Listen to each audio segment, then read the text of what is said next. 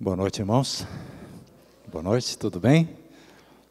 A minha voz está um pouquinho pior do que amanhã. Amanhã vai estar melhor. Mas que bom estarmos aqui. Que bom termos tido a oportunidade de, durante todos estes 6 programas, sábado de manhã, sábado à tarde, domingo à noite, segunda, ontem e hoje, fechando então a nossa série. Quero agradecer o convite do Fábio, da igreja, pastor Moisés, muito obrigado pela oportunidade de estar aqui e o carinho de todos vocês também. Quero convidá-los a abrir a palavra na segunda carta de Paulo, ou de Pedro, segunda carta de Pedro, capítulo 3. Você já leu sua Bíblia hoje? Já? Eu quero orar antes da leitura da palavra, e hoje eu quero fazer diferente. O irmão Pedro está de aniversário, 60 anos, 60 anos, vem cá, irmão Pedro, nós vamos orar agora. Eu quero orar pelo senhor também, e por aqueles que estão de aniversário. Tem mais alguém de aniversário hoje? Aqui? Não tem ninguém aqui de aniversário? Na internet deve ter alguém mais também de aniversário, né? Todos encontraram segunda carta de Pedro, capítulo 3. Nós vamos orar agora. Grande Deus e Pai, muito obrigado pelo cuidado do dia, pela proteção. Amém. Muito obrigado por estarmos na Tua casa na metade da semana, amém, para reabastecermos as nossas baterias espirituais. Amém. Nosso coração está muito feliz porque o irmão Pedro, aqui ao nosso lado, está completando 60 anos de vida. Mais da metade desse tempo ele tem servido a Ti nessa igreja, amém, na Tua obra, fazendo a Tua vontade. Amém. Que ele continue sendo, Pai, um cristão fiel, exemplar para aqueles que não Te conhecem, amém, iluminando a sua vida, abençoando ricamente a sua família também. Amém. Esteja com ele, com cada aniversariante que nos acompanha também pela internet. Amém. E agora, Pai, quando vamos abrir a Tua palavra, já está aberta. Mais uma vez, queremos que o Teu Santo Espírito ilumine a nossa mente, ilumine o nosso coração. Amém. Que possamos compreender, entender e viver em cada momento de nossa vida. Amém. Pedimos forças em nome de Jesus. Amém. Amém. Deus abençoe, irmão Pedro. Olhando para essa ala da igreja aqui, eu estou vendo aqui um monte de parentes. Acho que eu tenho mais parente aqui do que amigos na igreja, viu? Está aqui meu irmão, minha tia Anice, que eu já mencionei aqui, o esposo dela faleceu em fevereiro, mas ela tem a esperança do retorno de Jesus para trazê-lo de volta. Todos os meus queridos, minha tia Júlia, né? Meus primos, muito obrigado pelo carinho, por estarem aqui também. E quando a gente vê pessoas conhecidas, a gente começa a voltar um filme na mente e lembrar de momentos que a gente passou, que a gente viveu lá quando era pequeno, lá em Miraguaí. Miraguaí hoje tem 4.777 habitantes. Só isso. Já teve mais de 10 mil. Onde estão? Estão aqui, estão em todos os lugares, pelo Brasil afora, pelo mundo afora, a gente encontra um parente. Um dia eu estava numa reunião da Rádio Mundial Adventista, lá em Monte Morelos, no México, e eu brincando com o supervisor da Rádio Hispana, que me acompanhava, eu disse, em todo lugar eu encontro um parente. E ele disse, duvido que você encontre alguém aqui. E encontrei. Em todo lugar a gente acha um parente. É uma família muito grande. Cada tio não tinha televisão, né? Teve 12, 15 filhos. Alguns tiveram filhos extras por aí. E a família cresceu bastante. Tive a alegria de ontem também rever alguns queridos que não via há muito tempo, fazer algumas visitas por aí. Foi muito bom, muito bom. Mas eu lembro de algumas coisas que aconteceram quando eu era menino. Eu sempre fui muito quietinho, muito tímido, mas a gente também aprontava. Eu morei ao lado da escola adventista, onde estudei da 1ª à 4ª série, com a mesma professora Maria Luísa, E eu lembro que, quando terminava a aula, eu saía correndo para casa, porque eu tinha uma missão. Era uma missão super, ultra secreta.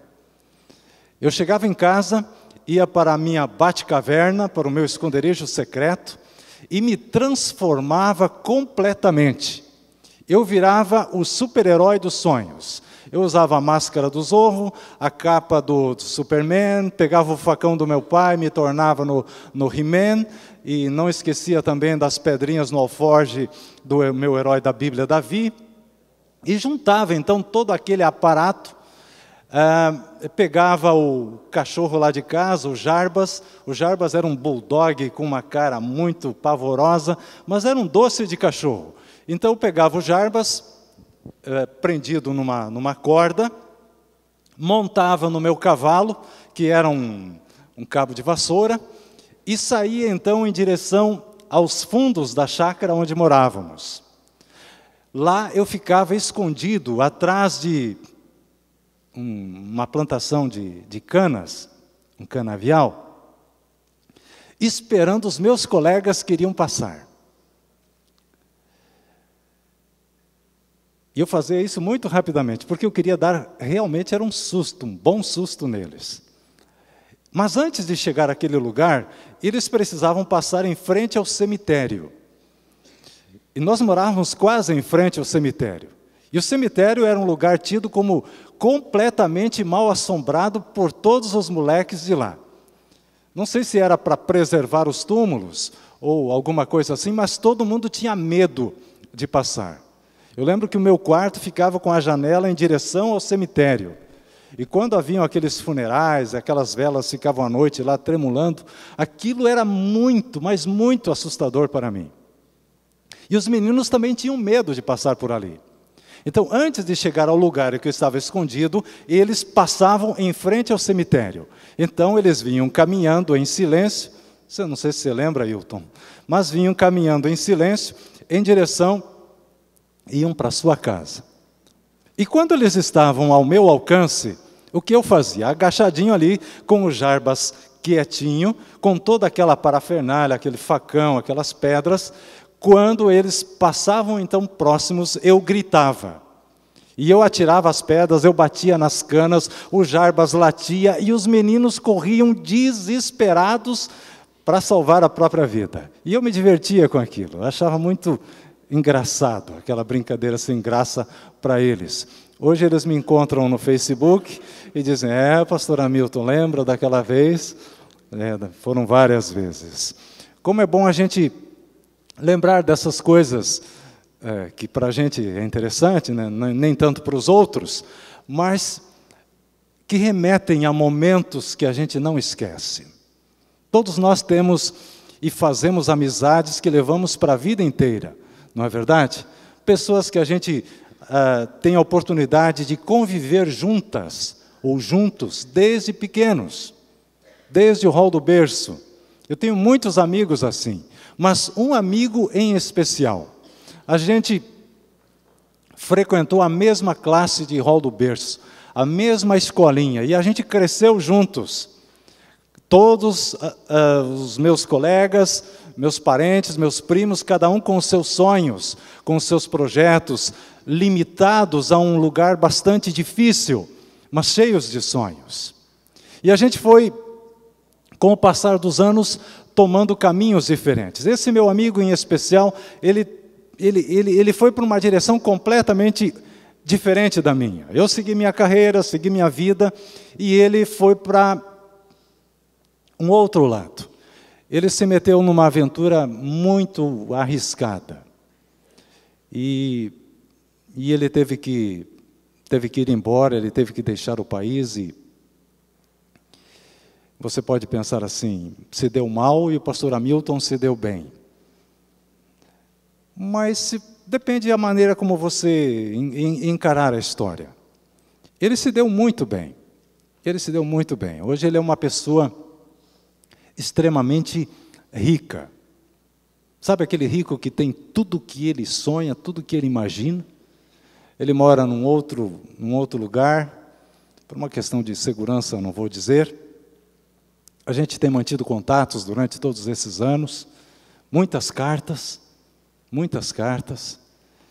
e ele está muito bem. Ele mora num condomínio de luxo, num lugar de primeiríssimo mundo, ele tem muitos empregados, ele tem, o que você imaginar, aviões, helicópteros, iates, ele tem uma casa gigantesca, ele tem muita gente lá, e a gente tem mantido contato durante todos esses anos.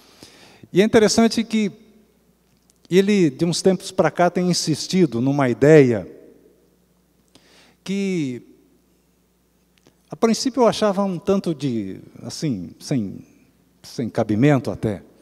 Mas ele tem dito assim: Hamilton, o que você está fazendo aí no Brasil? Vem para cá. Vem para cá. Eu disse: não, que isso, estou bem aqui.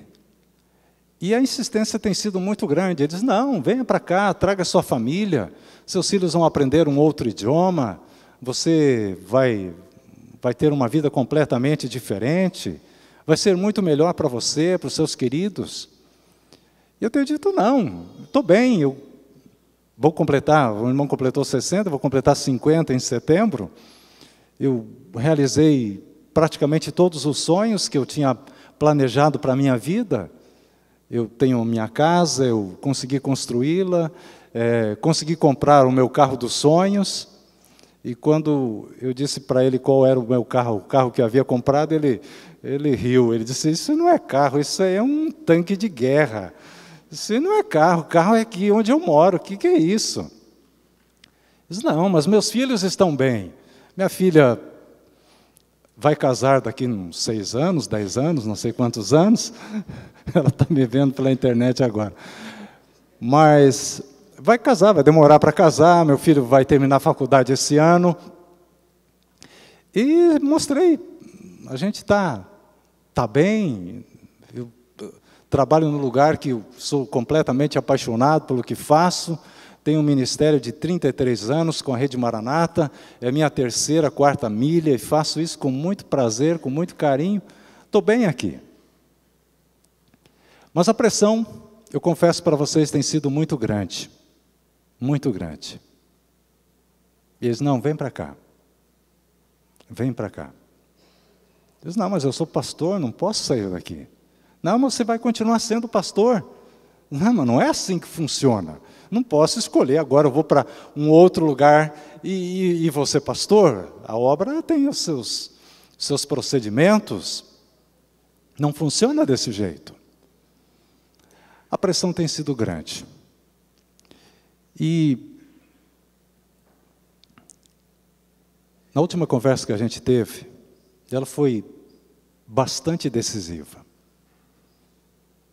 Ir ou não ir? Aceitar ou não aceitar? Se fosse você iria? Você deixaria seu trabalho, Rádio Novo Tempo, seu ministério? Iria para um outro lugar para viver uma vida totalmente diferente, sem preocupações nenhuma? Você iria?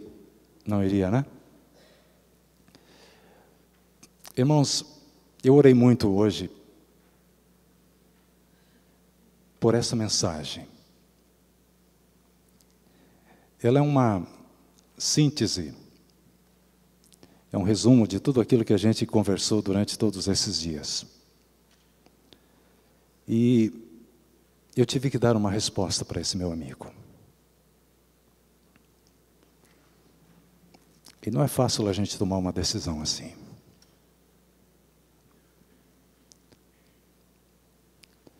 E eu talvez nessa noite surpreenda você ou até decepcione você, mas a minha resposta foi sim.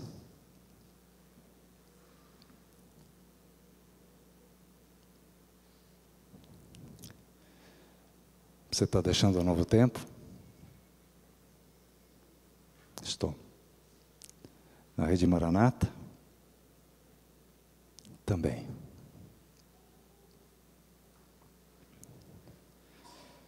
Ele já combinou, ele vem com seu jato, vai descer lá em São José dos Campos, que era a minha família e eu prontinhos para ir. Não precisa levar absolutamente nada.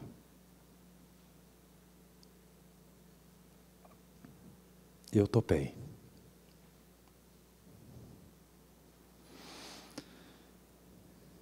A gente está só aguardando uns últimos documentos e a gente vai mudar.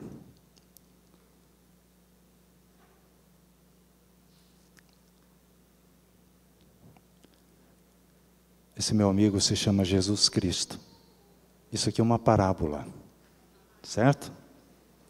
Pode respirar, é uma parábola.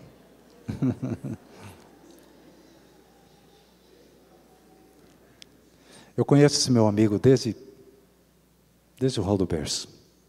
A gente cresceu juntos. Eu segui o meu caminho, ele seguiu o dele. Ele se meteu numa aventura arriscada, veio a esse mundo, deu a vida na cruz do Calvário e teve que voltar para a casa dele. A casa dele é muito grande, o condomínio onde ele mora é de primeiríssimo mundo. Ele tem muitos empregados lá, muita gente lá, mas há muito espaço na casa dele. E ele tem me dito pela palavra dele: venha para casa, venha morar comigo.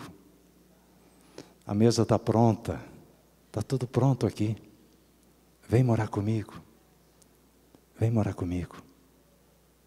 Irmãos, é uma parábola, por favor. Um dia eu preguei num lugar, um dia eu quase levei uma cadeirada. Outra vez as pessoas não conseguiram entender e acharam que eu estava mudando para algum outro lugar desse mundo, mas não é aqui. É para a casa do Pai. Para a casa do Pai. E ele diz: na casa de meu pai é o quê? Muitas suítes. Muitas suítes. Muitos quartos. Onde ficaremos de férias por quanto tempo? A gente viu isso no domingo? 1000 anos de férias na casa dele.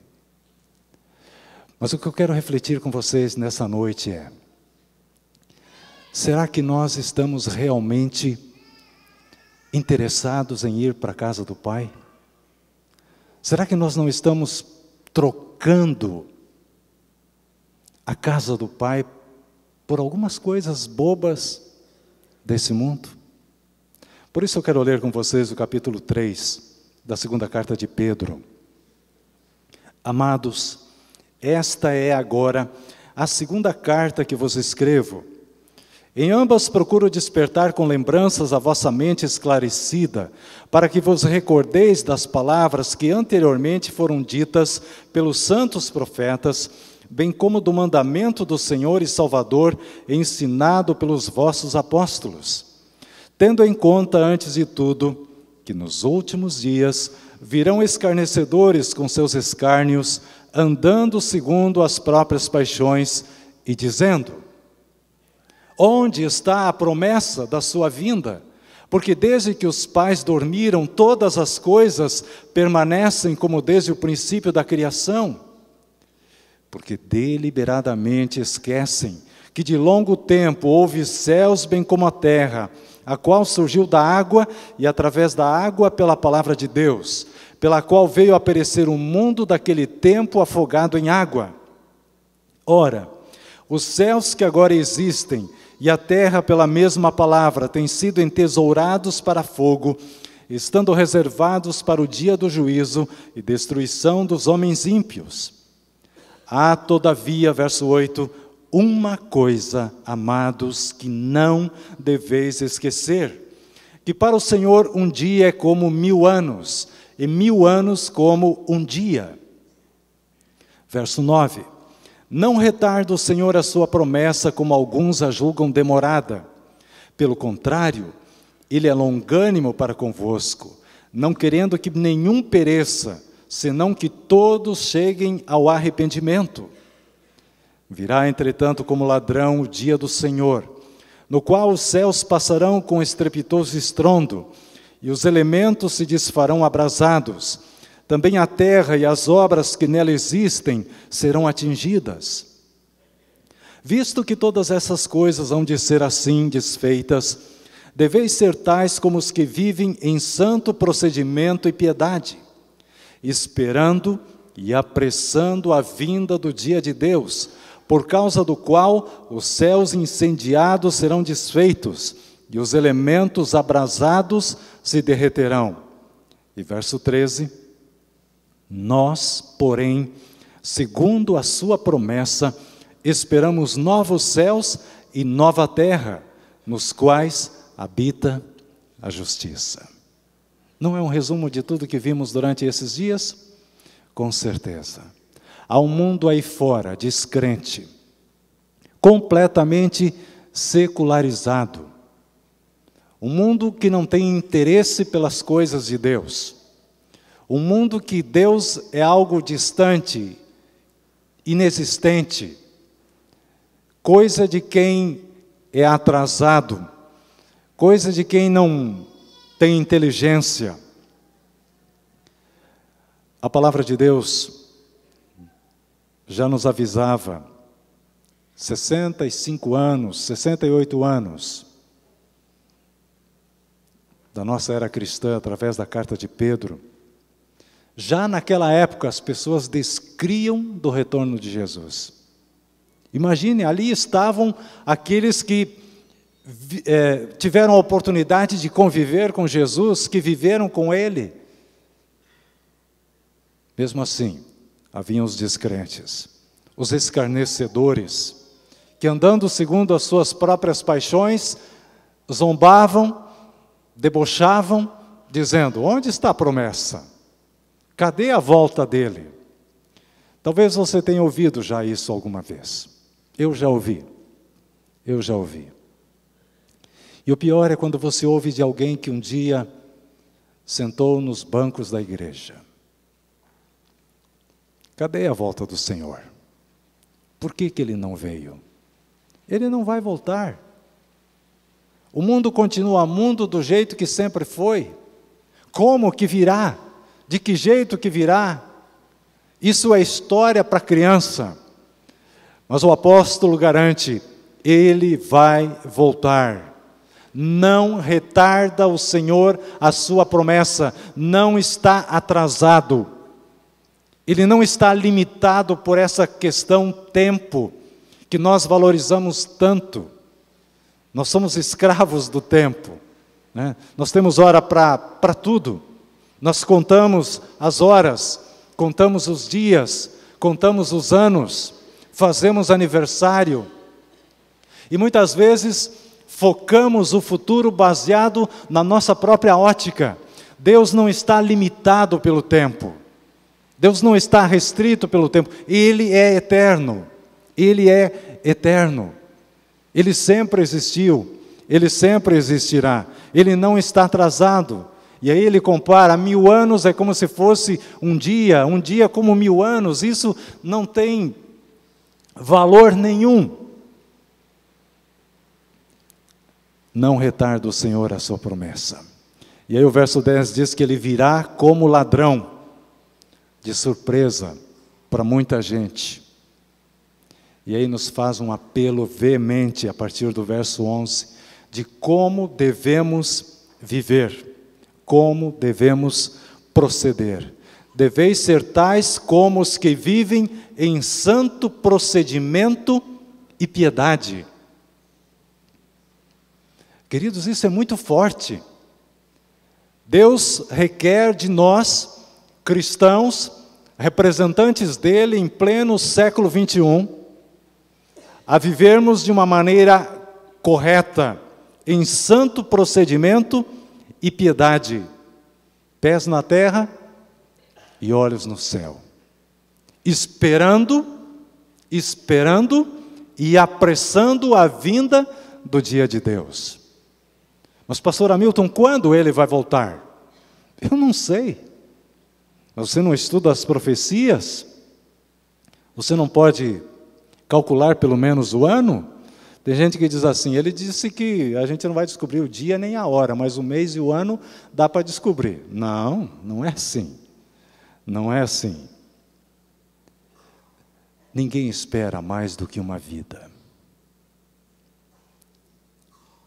Ninguém espera mais do que uma vida. Ele não vai atrasar para você e nem para mim. De forma alguma. O que podemos fazer é apressar. E de que maneira nós apressamos a volta do Senhor? Se Ele sabe o dia que está marcado certinho, como é que eu posso apressar?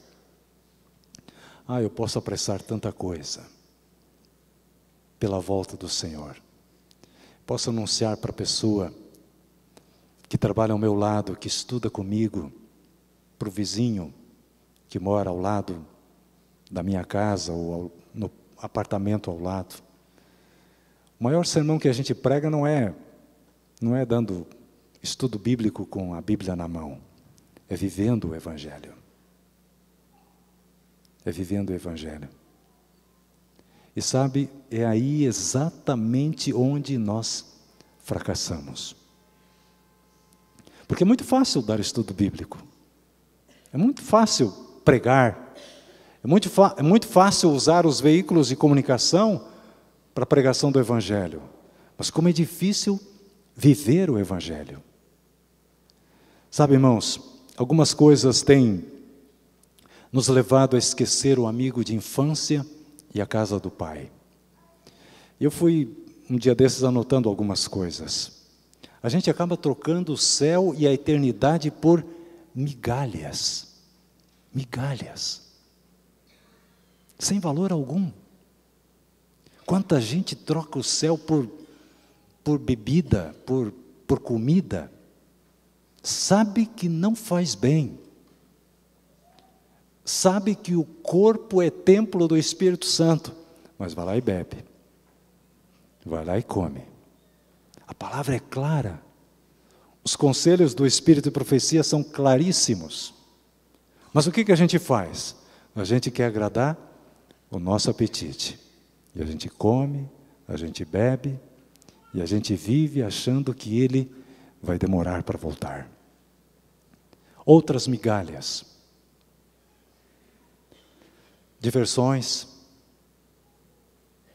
E há tantas por aí, né? O inimigo cria tanta coisa diferente para envolver você, o seu tempo. Você já parou para pensar quanto tempo você gasta em frente ao computador? Nas redes sociais? Se você comparar o tempo que você passa diante de um Facebook da vida e o tempo que você passa diante da palavra, você vai levar um susto.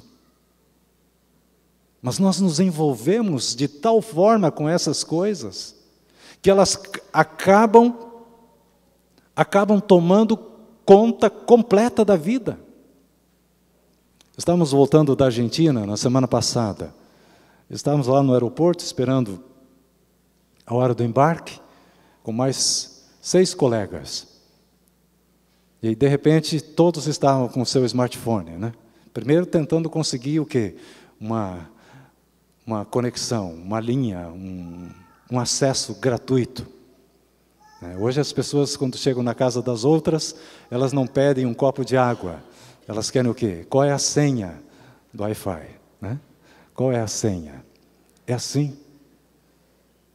E aí um colega não conseguiu conexão. E ele estava lá com um livro, lendo. E ele brincou ainda. Ele disse, olha, todo mundo aí de cabeça baixa. Todo mundo escravo dessa ferramentinha. E é assim mesmo. Você olha nas ruas, as pessoas caminham de cabeça baixa, né? Escravos da tecnologia. Ela é importante para a pregação do Evangelho? Importantíssima. Demais. Demais. Nós usamos isso no Novo Tempo como mola propulsora do rádio, é a salvação do rádio. É o rádio no smartphone, na palma da sua mão, você pode ouvir em qualquer lugar. Mas quando nós valorizamos demais em detrimento daquilo que é importante, as coisas se complicam. Outras migalhas que nos desviam o olhar do nosso amigo de infância e da casa do Pai. Amizades não confiáveis, jugo desigual.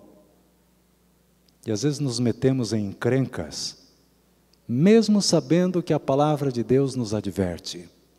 Sejam em relacionamentos, namoro, noivado, casamento, seja em negócios. A palavra garante que não dá certo. Mas a gente vai lá e teima. Não, mas eu vou ser uma influência positiva. Eu vou trazer ele ou eu vou trazer ela? Ah, que risco, irmão. Que risco que é. Que risco que é. Eu recebo muitas mensagens de pessoas desesperadas que achavam que trariam e foram elas que foram levadas. Desonestidade em coisas pequenas.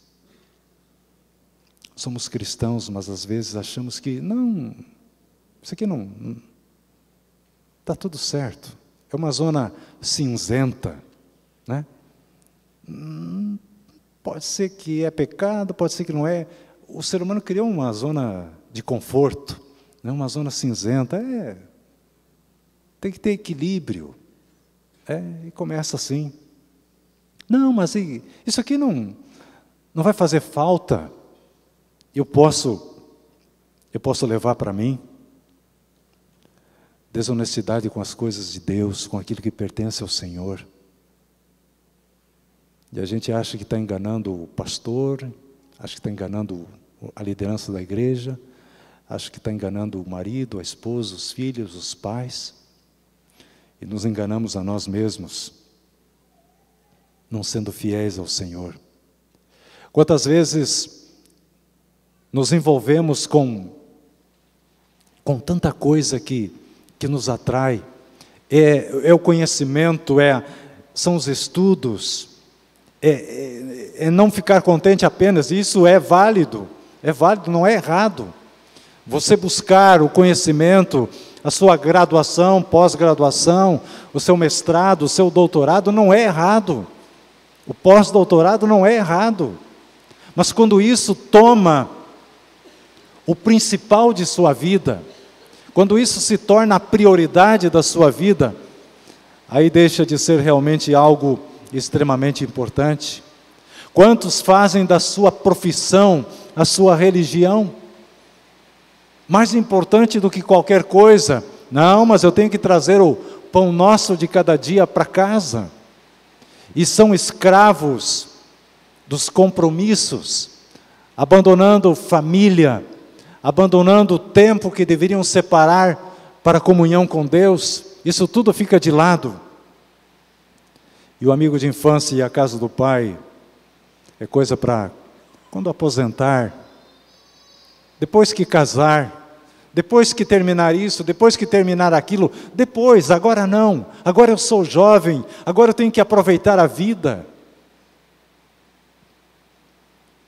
Quantos relacionamentos fragilizados nos distanciam de nosso amigo de infância. Falei isso no sábado à tarde.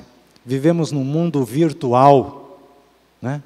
Um mundo descartável, onde você elimina as pessoas. Eliminar é uma palavra muito forte, mas você vai lá e discute, né?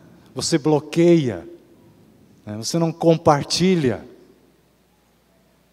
E isso muitas vezes é levado para o casamento. Não deu certo, vou partir para outra. E tenta 1, 2, 3, 4, 5, 10 vezes. Não vai dar certo. Porque a palavra de Deus garante, é uma vez, é uma só carne, até que a morte o separe. Aí sim, se recomeça. Nós achamos que podemos tentar aqui, não deu certo, no primeiro problema, não vou ter sabedoria para resolver, não tenho paciência, fica um para um lado, fica outro para o outro, e seguimos a vida. Outra coisa, irmãos, que nos leva a esquecer o amigo de infância e a casa do pai, valorizar as desavenças, as encrencas, os mal-entendidos, potencializar isso de tal forma que isso interrompa a nossa comunhão com Deus. Eu não vou mais na igreja. Me olharam de um jeito, como diz aqui no Rio Grande, atravessado, né? Não me cumprimentaram. né? Descobri que falaram mal de mim, não vou mais. E aquilo passa a ser mais importante, mais valorizado do que qualquer outra coisa. A casa do Pai, a vida eterna, o amigo de infância, esse é esquecido, porque valorizamos aquilo que não deveria ser valorizado. Amarguras, amarguras. Quanta gente amarga, quanto cristão amargo, azedo, azedo, azedo. Morreu espiritualmente, por quê? Porque quando você deixa de se alimentar da palavra, você vai fenecendo, vai morrendo, sua vitalidade espiritual vai morrendo. Oração é o quê? É o respirar da alma. Se você não respira, você morre. E se, como cristãos, não abrimos a palavra, não estudamos a palavra, não conversamos com Deus, nós vamos morrer espiritualmente. E quem morre espiritualmente, morre como morre alguém fisicamente. O que fazemos com alguém quando morre? Sepulta. Por quê? Porque cheira mal. Irmãos, quando alguém morre espiritualmente, também cheira mal. É fonte de problemas. Ninguém quer conviver com ele, porque cheira mal.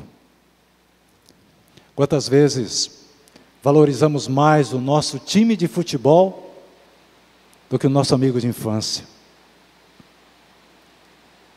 Assistimos 90 minutos e mais prorrogação, se for necessário, sem cansar. Mas quando o pregador passa dos 30 minutos, já começamos a olhar para o relógio. Não é assim? Infelizmente é assim. Quantas vezes as questões políticas são mais valorizadas? E eu digo isso porque eu vivi em diferentes lugares. E quando o lugar é mais pequeno, pior é. É a nossa cidade lá. A cada 4 anos a igreja se divide.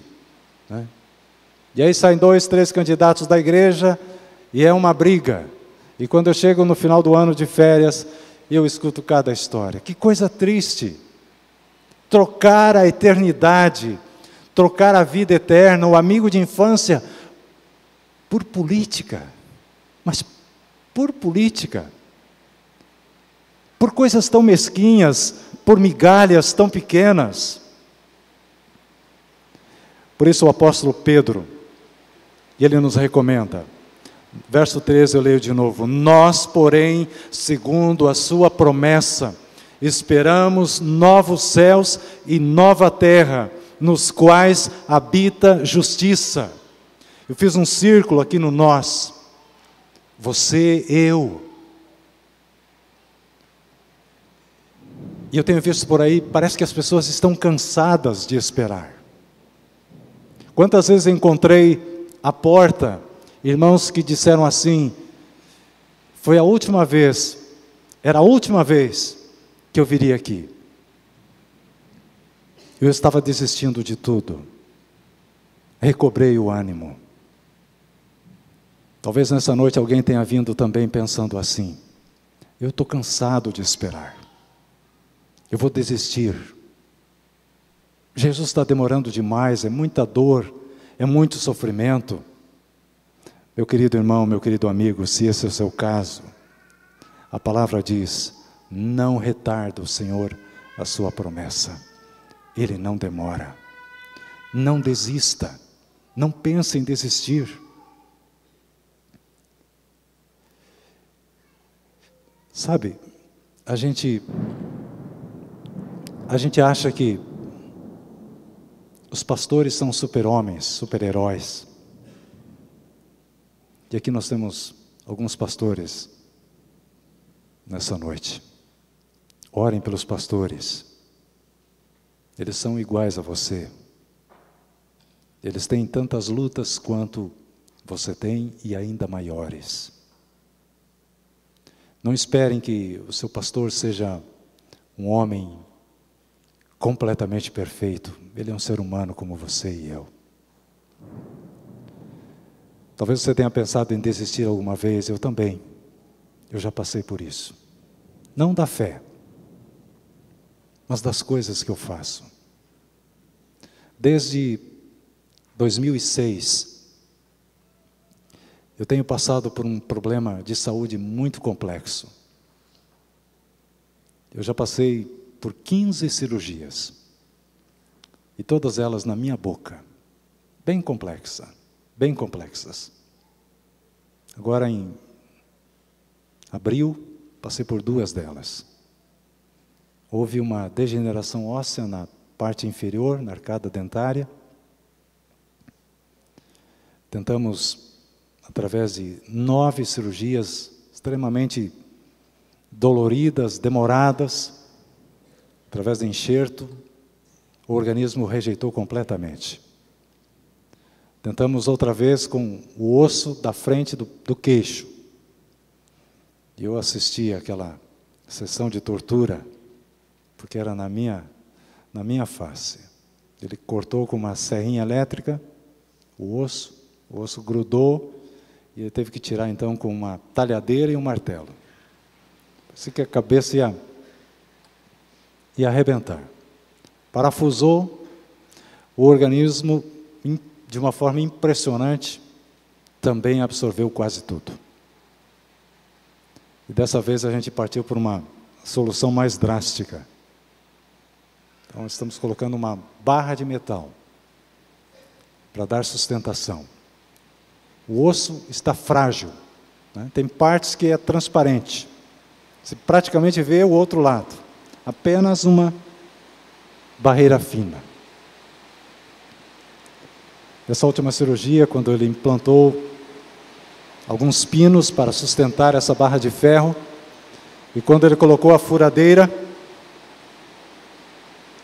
ele ficou assombrado, porque a furadeira fez assim: quando você coloca a furadeira numa madeira macia, zum, furou. E se você está com osso mole, o ano passado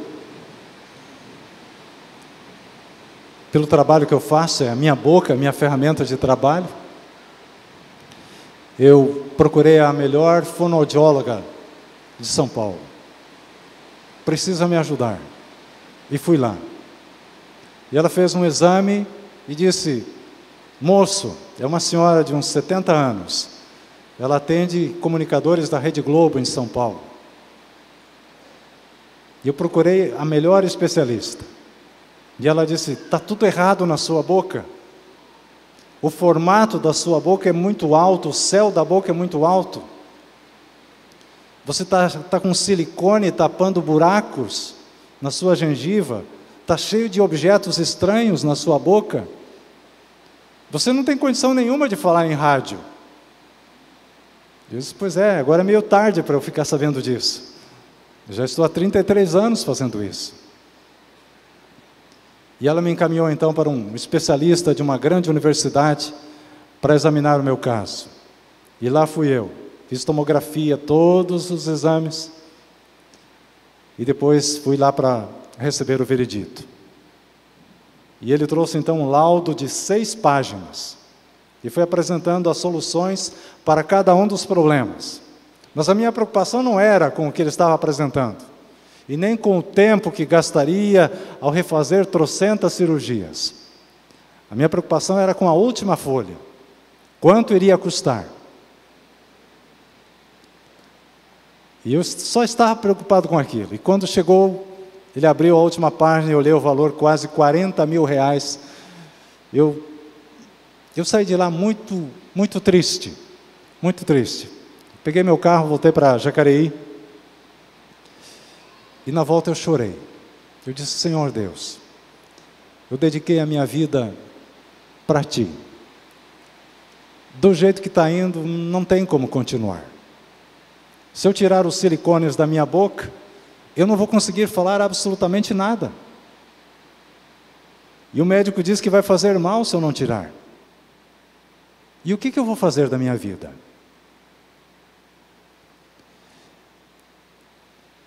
Naquela noite eu lembrei do apóstolo Paulo. e ele tinha um espinho na carne. E ele disse: Senhor, retira esse espinho. E qual foi a resposta?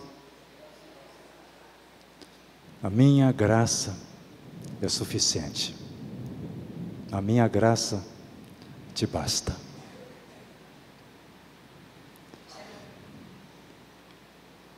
Paulo não tem ideia de como essa frase acalmou o meu coração. A minha graça te basta. Eu não sei como vai ser. Os silicones estão aqui ainda. Segunda-feira eu devo experimentar a parte de metal.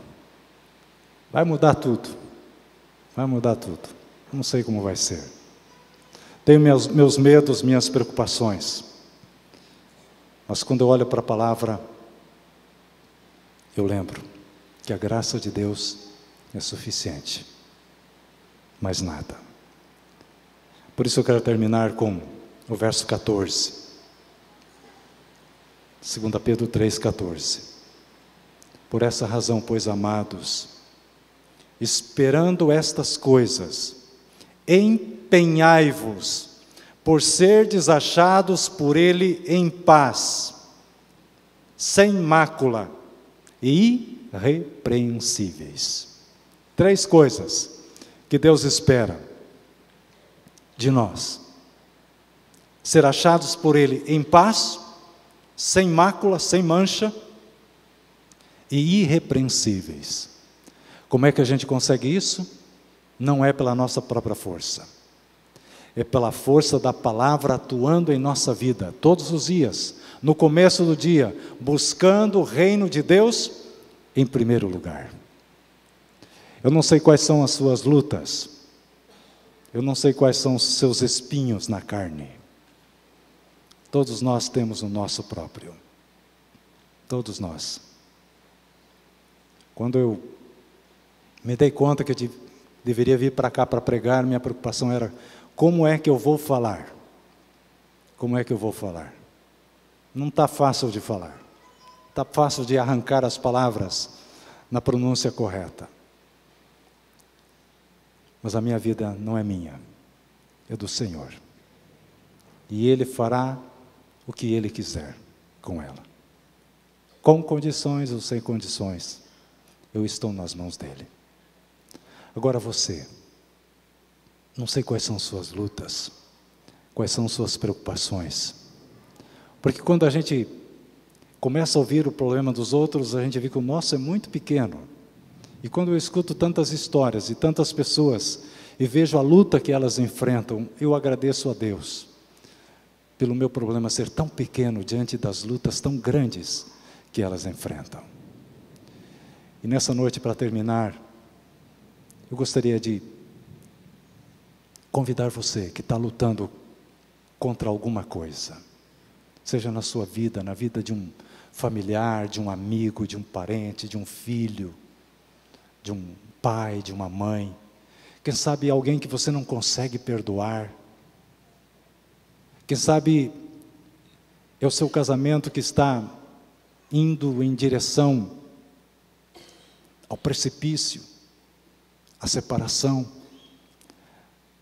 Mas eu quero pedir para o Moisés vir à frente cantar, e durante a música, se você tem um espinho para deixar no altar do Senhor, ou pedir forças para suportá-lo, vem à frente. Nós vamos orar. Nós vamos pedir a Deus forças do alto, poder para vencer. Porque esse aqui não é o nosso lar. Nós estamos aqui de passagem. Estamos aqui de férias nesse mundo. Sabe aquelas férias que tudo dá errado? Você extraviou as malas, você ficou doente, você está chovendo, está na praia, está chovendo, não para de chover. O que você mais quer? É voltar para casa. É voltar para casa. Na casa do Pai haverá remédio para todas as nossas dores. Deus pode fazer muitas coisas hoje, outras Ele vai deixar para depois, para que nada, absolutamente nada, se interponha entre nós e a missão que Ele nos deu. Vou estar orando por você, para que Deus transforme a sua vida e o seu coração, para que a palavra dEle o alcance. Amém.